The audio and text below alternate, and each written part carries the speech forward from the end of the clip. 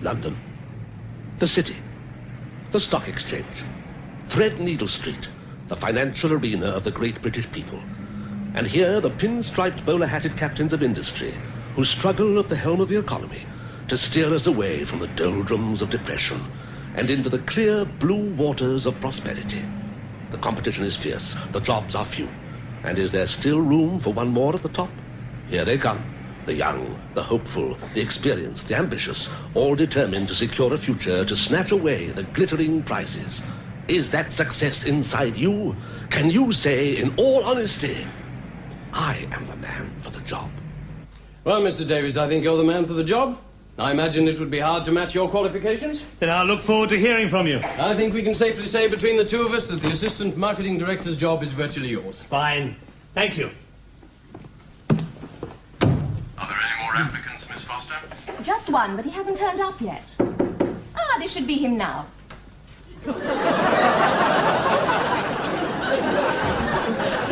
Hello there, how you getting on? All right? Send him in then, would you? Mr. Scott is waiting for you. Would you put your things down and go in, please? Well, good luck. My interview went exceptionally well, I think. Good. Dynamic, were you? Like your suit, did he? Huh? Admired the cleanliness of your fingernails? I think he was suitably impressed. Good. Pity you left your flies undone. This way, please. Hey, Go in.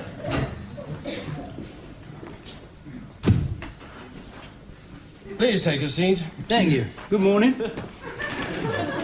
You? How you getting on then? All right? How did you get in here? Through the door. What are you doing here? I've come about a job, haven't I? You? That's right. You mean you saw the advertisement in the Financial Times? Financial Times? No, don't eat a lot of fish and chips. Well, then what, how... Your missus. She told my old woman that you was looking for a number 2. A what? A second in command. So I rang up and made an appointment. And you and me being neighbours like, I thought, I'd slip in while I could. Jobs for the boys, eh? There are no jobs for the boys here, Ben. Excuse me. You carry on. Scott here. Yes, very well. You've got a lot of paperwork, eh? Would you leave that alone, please? Sorry, what? Lots of little chitties. Yes, I've got that. I thought that the minute I walked in the building. I thought, very chitty atmosphere here. Very chitty indeed. Very segregated dining room. Very executive toilet cubicles. Finn, please. Sorry, I what? did a bit of shopping to kill the time. Yeah. It's my lad's birthday. I bought him some comics. Yeah, think you'll like her. No, I'm sorry. There's rather a lot of interference at I got this him a end. clockwork robot. Look at that.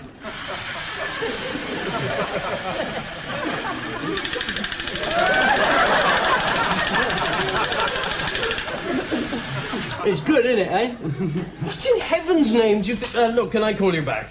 Clockwork brutality. Mind you, it's no good to him. He'll only try to eat it. And there's not a lot of nourishment in plastic, is there? Why are you dressed like that? Well, this is my suit. Is this some kind of a joke? Oh, I hired it for the interview. It was either this or a King Kong outfit with one leg missing. Finn, you can't just march in here dressed like a buffoon. Well, it's the best I could get at such short notice. Right then, Squire. Shall we begin? You don't seriously expect me to interview you, do you? Why not? I've gone through the proper channels. I've got qualifications, I've had experience. You can't turn me away without a sniff. Yes, but you can't just... I mean, you have to... Well, you have to send in an application form. You... Yeah, well, I brought that with me. I've got it here somewhere.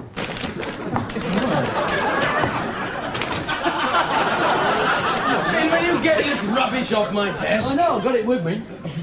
Listen, Finn, I think you're making a mistake. This vacancy is for a specialised position in sales management. We need somebody with advanced qualifications. Got a few GCEs. Well, a degree in economics at the very least. 3 O-levels. Really? There's maths. Yes? Maths. Yes, what are the others? Maths. All maths? Well, it's the only one I could pass, so I kept on taking it, like. Yes, of course. I mean, naturally. Why stop at 3? Why not 5, 6, 7 times? They changed the syllabus. Do you have any previous sales experience? Yeah, I used to drive an ice cream van. Stop me and buy one, which they frequently did.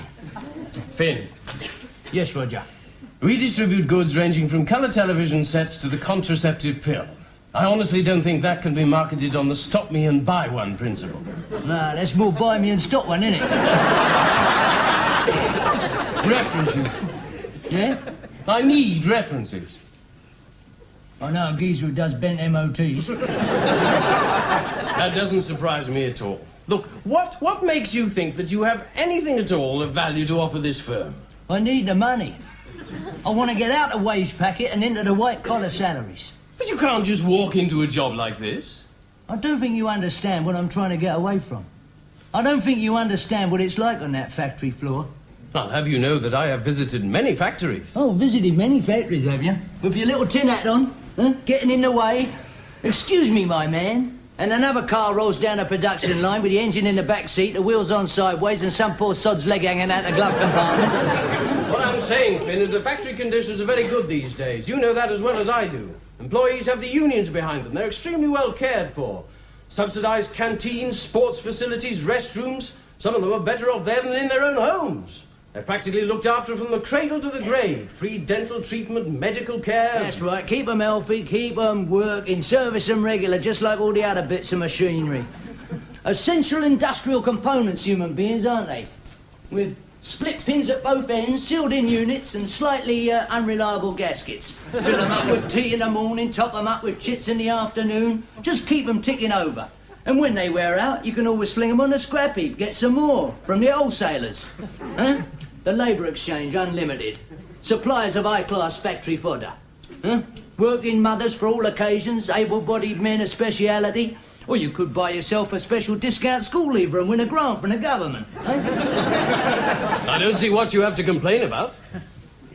I'll tell you. It's going out in the early morning. Your finger's too cold to sort out the small change in your pocket for your bus fare. It's sitting there on the bus, huddling for warmth over page 3 of a newspaper. It's 30 desperate men around you, coughing in unison over the first fag of the day. It's standing on that factory floor, the machinery roaring in your ear holes, watching a clock that hardly seems to move. It's going to the Carsey 15 times a day, just so you can look at something different. There was days in that factory I never even saw the sunlight. Dark when I got there, dark when I got home. And at the weekend, when I could have a lie-in, I used to get up, look out the window and think, bloody hell, the moon's on fire. And all your sports facilities and all your subsidised canteens and your Queens of Water industry, they can't make up for that.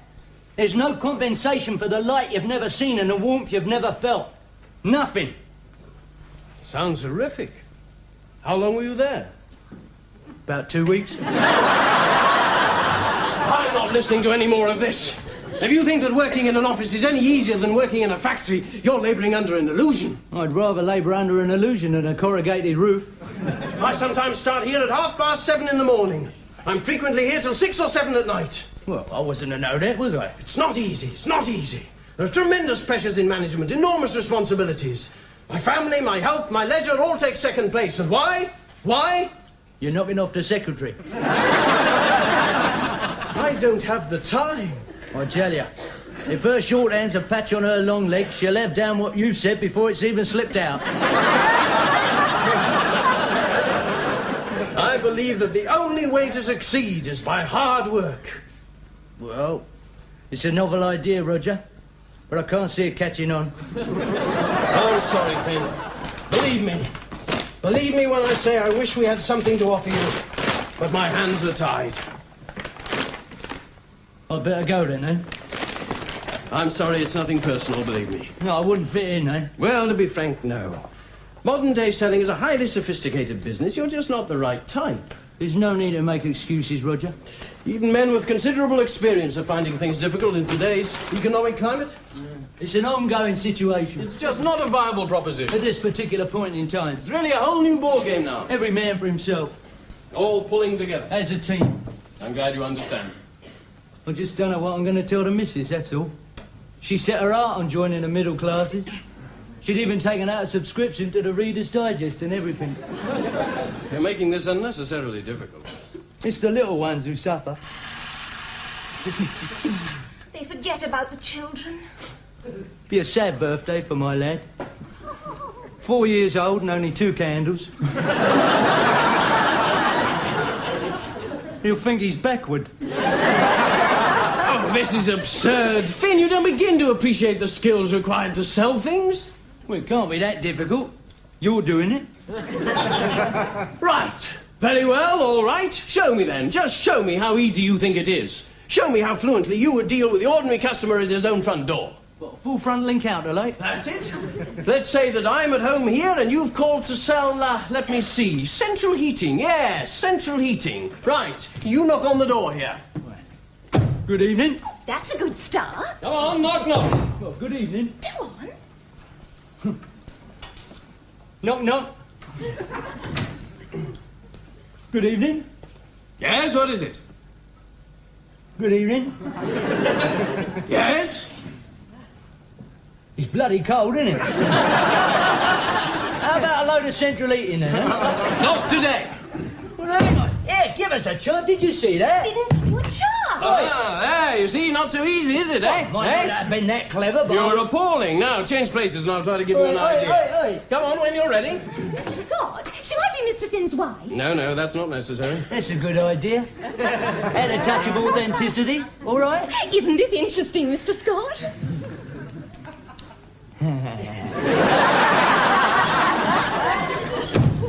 What a lovely way to spend the morning. Are you ready? Hang on a minute. It's not as difficult as he makes out. No. Just need a bit of confidence, that's all. Well, Get out. We're not up yet. look, I haven't got all day, you know. Shall I be doing the ironing? What a good idea. And I'll stand behind you. And watch. I'll be watching the telly. Are you ready? There's someone at the door. I'm doing the ironing. I can't do everything. Just as I got settled and all. Ah, good evening, sir. Who are you? Who is it, dear? Get on with the ironing. Lovely evening, isn't it? But you know, the winter nights will soon be going in. Hey. Why didn't you ring the doorbell? It didn't appear to be working. Who is it, dear? I don't know. But he's just broken the doorbell. Get out. No, sir. Just a moment. My company is starting a new sales drive in this area. Encyclopedias?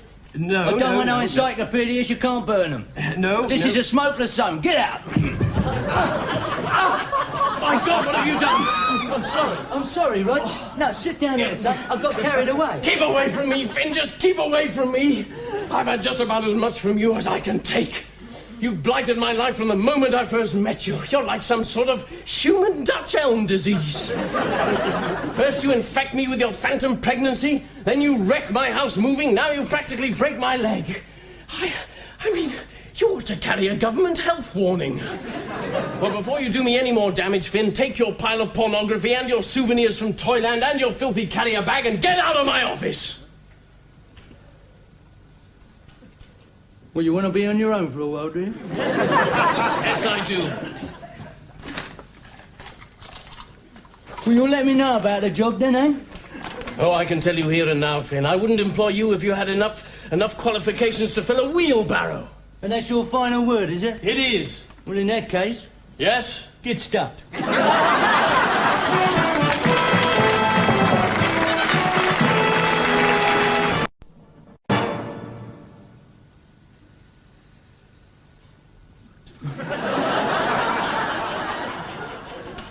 Won't be long now.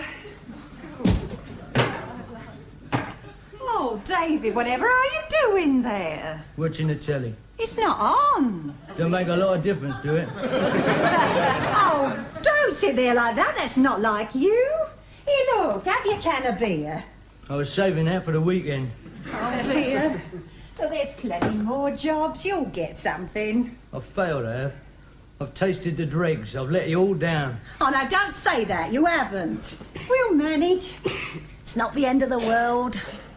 What's for supper? Boiled eggs.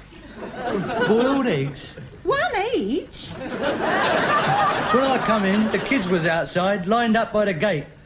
I asked them what they was doing. Playing at dole cues. It's not their fault. They don't understand. They was taking it in turns to be made redundant. I think it's disgraceful. That Mr. Scott's gone right down in my estimation. Thrown on a scrap heap at my time of life. I made the wrong choice when I left school. I should never have gone on that building site. I should have gone to university. You could go to night school. Nah, I wouldn't want to work evenings. We still got each other. Yeah, of course we have. Never mind. Here, have you tried the betting shop? They might let you do the commentaries. Nah, I wouldn't want to work in a betting shop gambling. 10 to 1, I wouldn't get the job anyway. How about the brewery?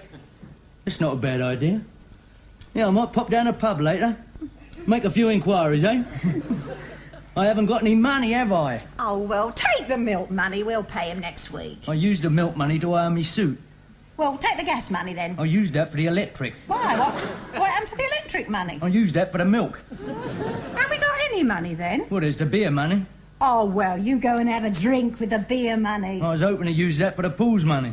Oh, well, then you go and have a drink with the pool's money. And what you use, you can pay back out of your winnings. Have you been at them saccharin tablets again? I know, the spending money.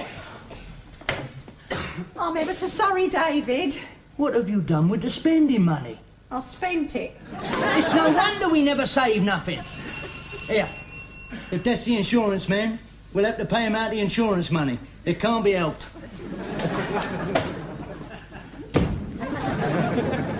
No, I couldn't.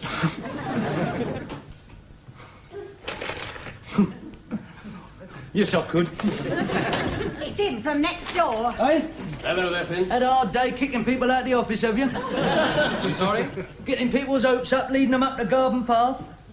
Have I called it a bad moment? No. Oh, well, would you mind if I sat down? Help yourself. You're quite sure I haven't called at an inconvenient time? Not so as you notice.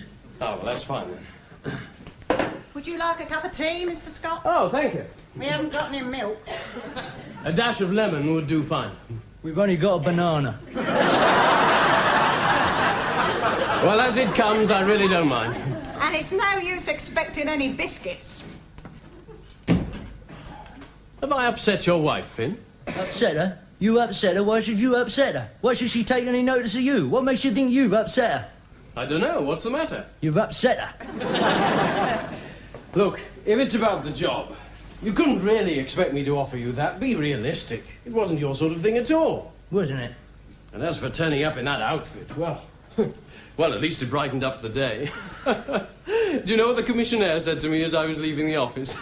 He said, "Oh, Mr. Scott, there was an undertaker looking for you." Well, I'm glad you find that funny. I'm glad you can see the funny side of someone being out of work. Huh? It's a great asset, a sense of humour, isn't it? It makes it much easier to bear other people's problems. I hope we can look forward to the day when you're thrown out of work, Roger, and then we can have a good laugh, eh? Or maybe you could break your leg in 15 different places. That should keep our spirits up. Huh? Have a nervous breakdown for Christmas. A nice dose of clap to see the new year in. Don't be so touchy, Finn. It was just a joke. You're very fond of a joke, aren't you, until it comes to yourself? Unemployment debilitates the sense of humour. It's the handmaiden of violence and grievous bodily harm. Well, as a matter of fact, that's the reason I've called round. What, for some grievous bodily harm? No. About your unemployment problem. You see, after you left the office, I did some thinking, and I felt, I did feel a bit, Guilty? Like there was blood on your hands? You don't want to be helped, do you? You just want to sit here and stagnate, wallowing in resentment and self-pity. We don't want your handouts, so don't want your money. Well, don't worry, I wouldn't insult you by offering you I any. wouldn't take it. You wouldn't get it. I don't need your money. What's that? There's a piggy bank. Don't you have a wallet?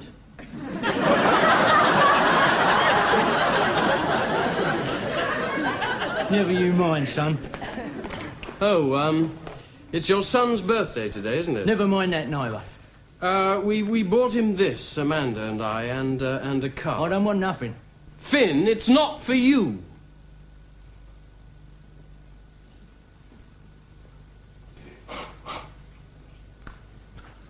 Well, thank you very much.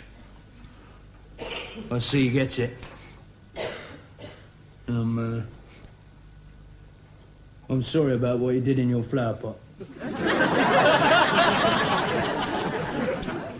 That's all right. I think they were dying anyway. Well, now, the thing is, why I... Mr. Scott, tea. Here's yours, flower. Thank you, Petal. A biscuit. The last one. Oh, what's that? That's, Roger brought it round for Slasher.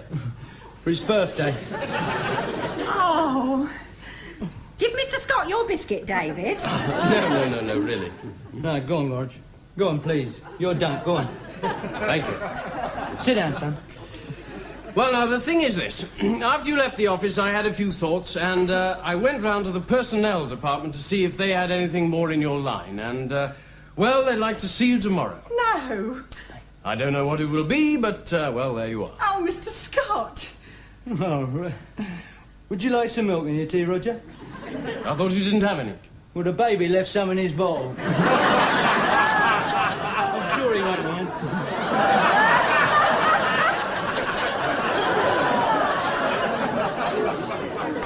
Well, Roger, I think I misjudged you. I looked upon you as a stuck-up, obnoxious, class-conscious snob. But I can see now that's not entirely true, son. Just go along tomorrow, Finn, and see what comes of it. I'll do that. Cheers, then. Cheers. Finn? My tea. What's up? There's a boiled egg in it. Is it done all right for you, is it? I'm on my way now, Miss Foster. The car is waiting for you. Fine, I'll be back from Hamburg on Friday. Bye. Have a good trip.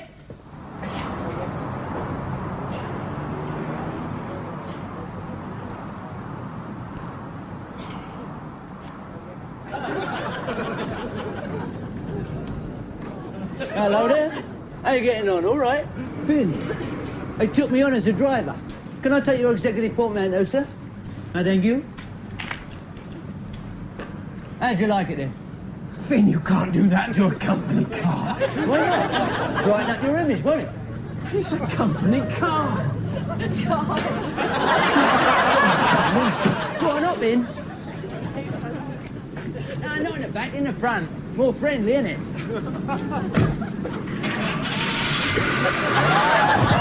You can't deface a company car like this. All right, then, where are we off to, then? Heathrow. Oh, no, good cap. We'll stop off for a greasy spoon. Steady, steady. It's a limousine, not a racing car. Mind the zebra crossing. God. Finn, mind that woman. Mind that...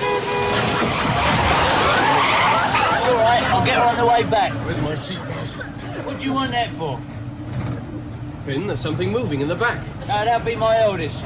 I brought him along for the ride. What's your cock? Finn, there's a police car behind. Never mind. I'll soon shake him off. Here. Did you see Bullet? What about it? Recognise this? But you got to have friends. The feeling's oh so strong. You got to have friends to make that day last long. Standing at the end of the road, boys, waiting for my new friends to come. And I don't care if I'm hungry or cold. I'm gonna get me some of them. Got to have friends.